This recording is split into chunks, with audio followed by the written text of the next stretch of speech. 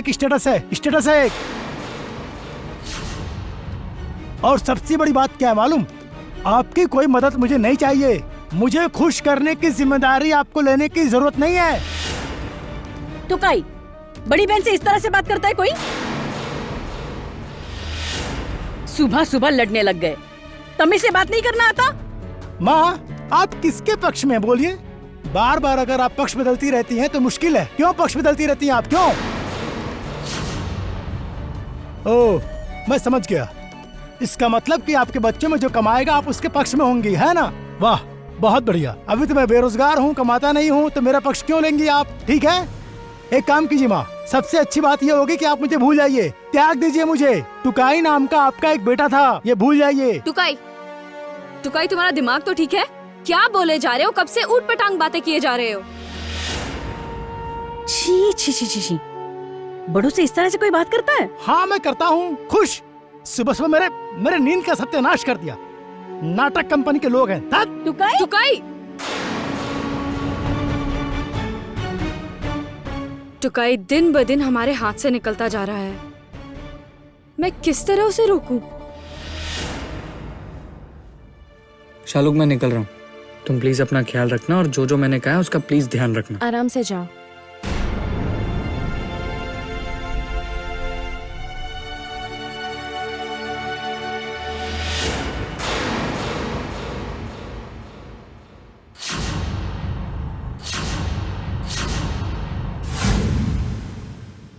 क्या हुआ माँ? कुछ कहना था? ये नौटंकी तुमने अपनी दीदी से सीखी है क्या? हुआ क्या है माँ? ऐसा क्यों कह रही हैं आप? समझ नहीं आ रहा ना मैं ऐसा क्या कह रही हूँ। तुम आखिर चाहती क्या हो? हाँ, मेरे बेटे को मुझसे ही दूर कर देना चाहती हो ना? तुम और तुम्हारे भैया ने मिलकर मेरे बेटे का कान भरा है। हाँ, क्या साबित करना चाहती हो? बोलो तो, क्या साबित करना चाहती हो? कि मैं तुम्हें नुकसान पहुँचाना चाहती हो, है ना? नहीं नहीं माँ, यकीन कीजिए। सुनो शालू, एक बात कान खोल कर सुन लो। अगर तुम मेरे बच्चे को मुझसे दूर करने की कोशिश कर रही हो तो मैं भी तुम्हारे साथ वही करने पर मजबूर हो जाऊंगी।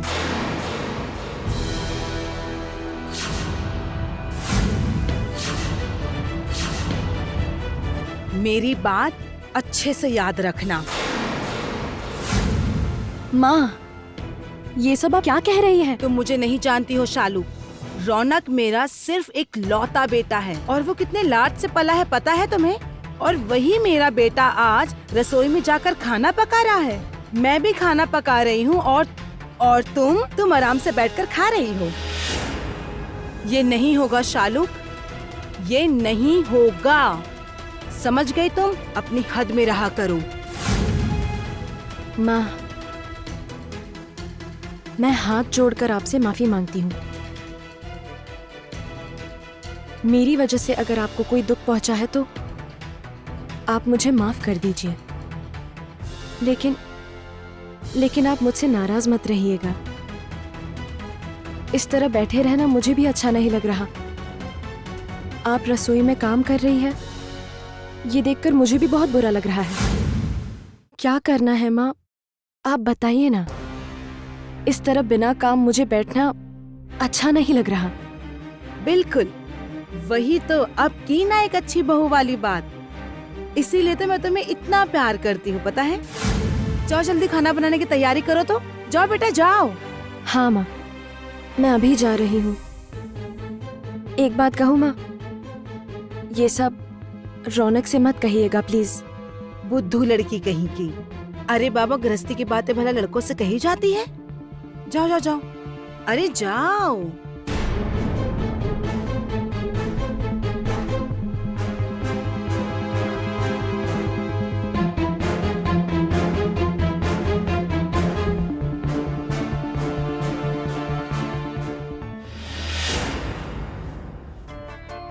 ठीक है, तो बात पक्की रही।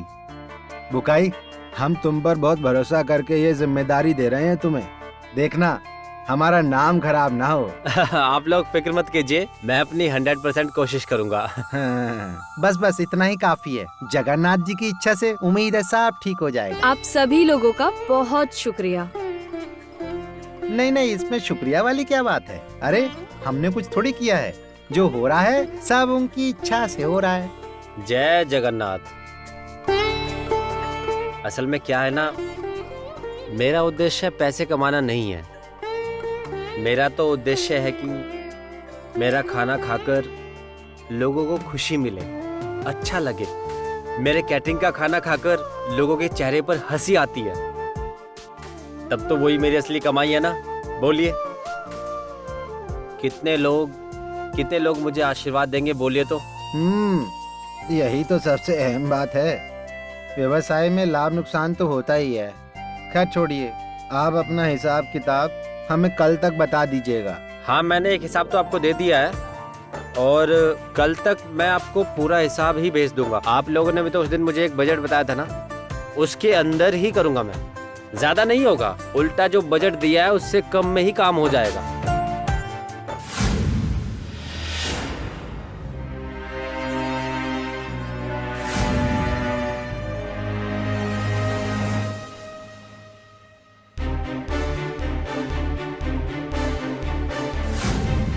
उम्मीद है भगवान के आशीर्वाद से मेरे भैया के केटरिंग का खाना खाकर आप सबको बहुत अच्छा लगेगा। हमारा भी वही मानना है।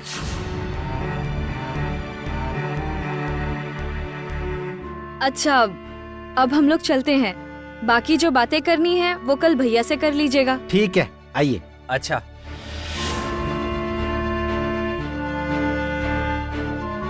देखा ना तुमने, नमक हराम आखिर यहाँ हाजिर हो गया। और ये सब आइडिया वृंदा का ही होगा, समझे। उस मंदबुद्धि के दिमाग में ये सब नहीं आएगा। यहाँ पूजा है, उत्सव होगा, तो बस वृंदा खुद ही चली आई भैया के लिए काम ढूंढने। तो चलिए ना, यहाँ खड़े होने का क्या फायदा। चलिए चलकर देखे कहीं कम हाथ से ना फिसल जाए पापा। पर तुम कुछ नहीं बोलोगे, जो बात करनी है मैं करूंगा, तुम चुप रहना। आओ। जय जगन्नाथ। कैसे हो आप लोग? हाँ भाई साहब, आप ठीक है ना? बस चल रहा है, माता की मर्जी से सब ठीक चल रहा है। यहीं से गुजर रहा था, उसके बाद याद आया रथ यात्रा आने वाली है, तो सोचा आप लोगों से मिलकर ही जाऊं। और ज्यादा दिन तो बचे नहीं है, और ये साल 50वें साल का उत्सव है, तो उत्सव भी जरूर शानदार ही होगा। इसलिए सोचा कि आप लोगों से मिलकर एक ही बार ऑर्डर लेकर ही जाऊं। लेकिन जटिल जी, अभी ही बुकाई और उसकी बहन से इस पर हमारी बात हुई है। इस बार का ऑर्डर हम बुकाई को देना चाहते हैं।